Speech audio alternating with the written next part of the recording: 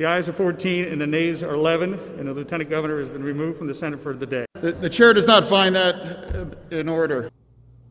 Hi, and welcome back to the Trigger Newscast. Today's January 5th, and we had an extremely interesting development in Pennsylvania today, where the legislating body that met for the first time, when going over the elected official role, the GOP Republicans decided to discount one of the respective senators who was supposedly reelected in their bid.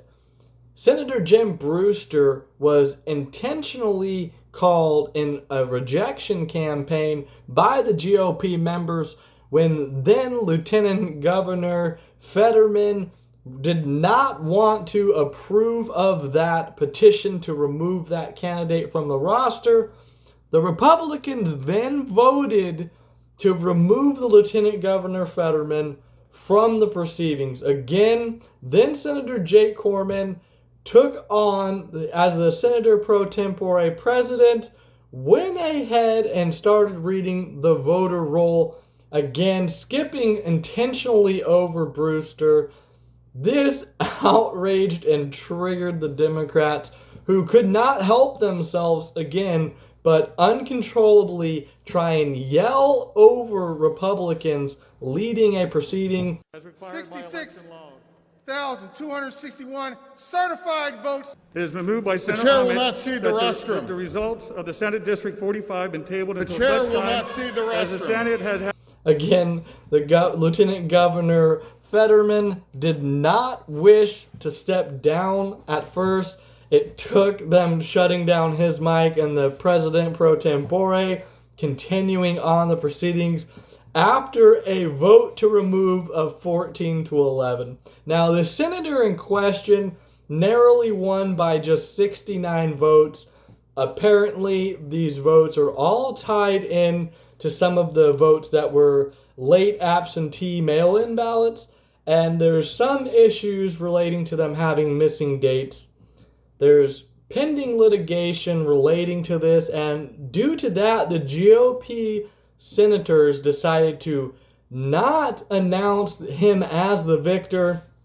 Again, they did not announce the opponent as the victor, but they refused to recognize him.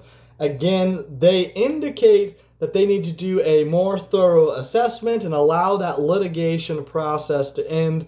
Now, specifically when we look into what Trump and his campaign staff have been alleging as the irregularities in several states, including PA, where just tonight he indicates they have found another 4,000 votes in Fulton County.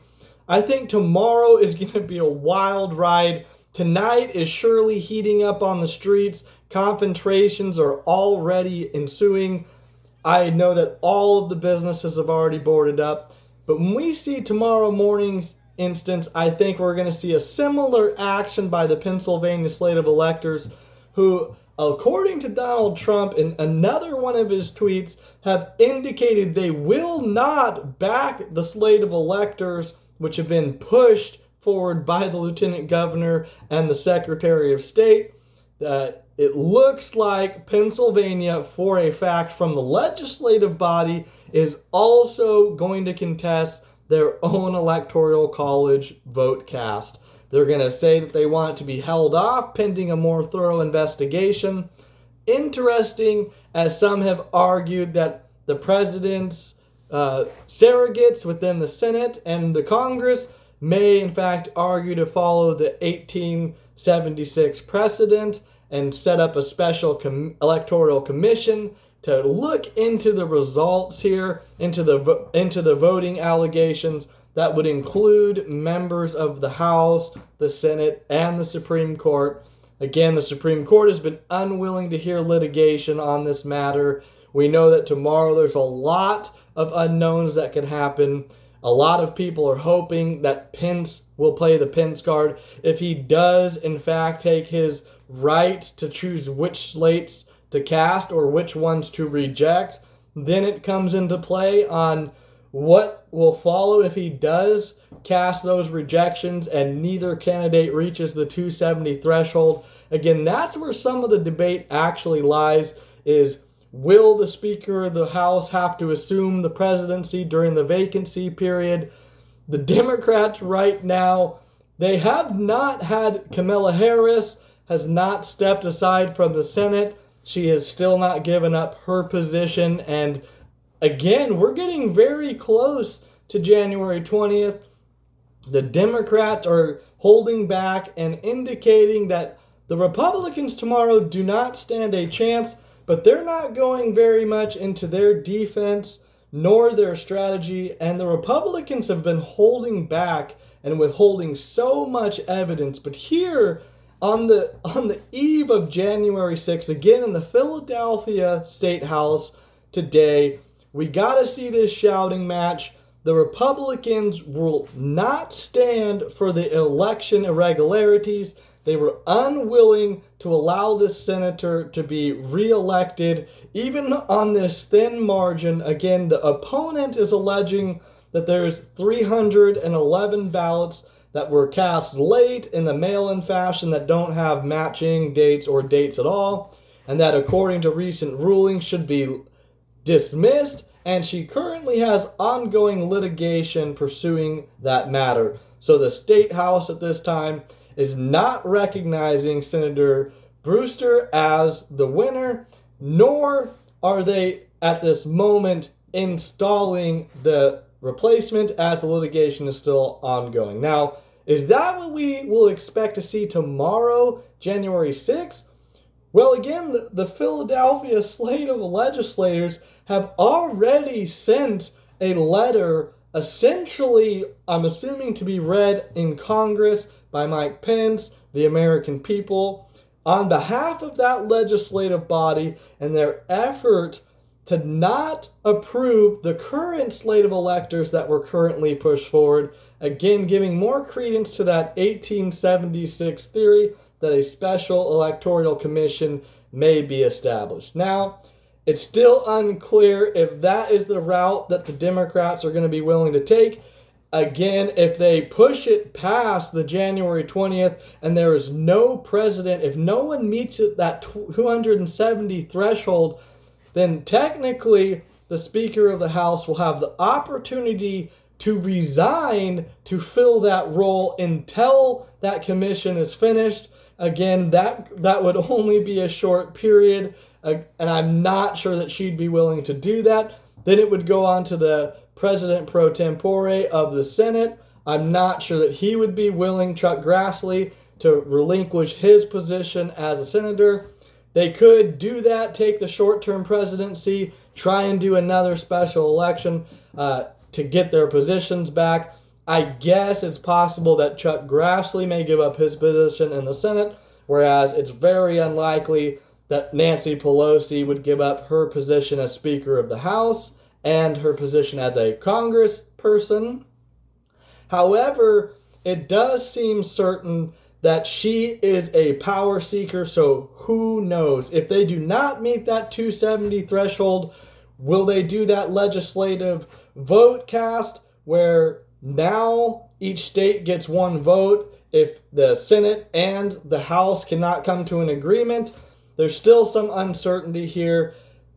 I'm not sure what to expect tomorrow, but I do believe what we're going to see is heightened tension. We're going to see an increasingly triggered individuals on both sides. Honestly, I'm not quite sure if any results at this point are going to end in a meaningful outcome for the American people. Things are getting extremely heated, and perhaps the only way to cool them down is to examine all of the evidence in its thoroughness. Again, in the recent call from President Trump to Brad Raffensperger, their bid to beg for more information from the Secretary of State, more information from the Electoral Commission, more data if they say that the data that they're using is invalid. Again, they're begging for access. They beg to get a special dispensation or deputization so that they could get access to that voter information. Again, Brad Raffensperger, nor would his attorney really agree to that. It's now known he leaked that interview to the media. The Democrats are already pushing for an impeachment on that behalf, and it just begs the question, if they knew Donald Trump was going to be relinquished and out of office come January 20th, for certain, why would they even entertain bogging down the first sessions of Congress? Again, the stimulus check wasn't nearly as important as the gendered persons pronoun for all Congress members, but it appears that what was not going to be the next thing was not stimulus again. It might be another Donald Trump impeachment. So if Donald Trump were to not be inaugurated again on January 20th to the Democrats, it doesn't stand a lot of reason that they would be so strongly urging for a secondary impeachment again on this second leaked phone call that they have gotten their hands on, where they're trying to allege that Donald Trump is begging for votes to be overturned and given to him from his Republican colleague, that the Secretary of State, Brad Raffensperger. Now, again, obviously that's not what was being said. If you listened to that full conversation, Trump essentially calls Raffensperger a child, says you can clearly look at all of these different domains of irregularities, and if we just look at just a couple slices, we easily get the votes that are needed to overturn the results here. Again, tonight he announced that they found 4,000 more in Fulton County. I think tomorrow we're going to see even more substantial evidence. I can't wait, honestly. Why don't you let me know down in the comments below what you think is going to happen tomorrow? Do you want to see Donald Trump reinstated as the president, or do you think that unfortunately there was not enough evidence here to overturn the results? I would love to hear your perspectives down below. Give this video a thumbs up if you found it informative. Consider subscribing for more information like this, and we'll see you at the next Triggered Newscast.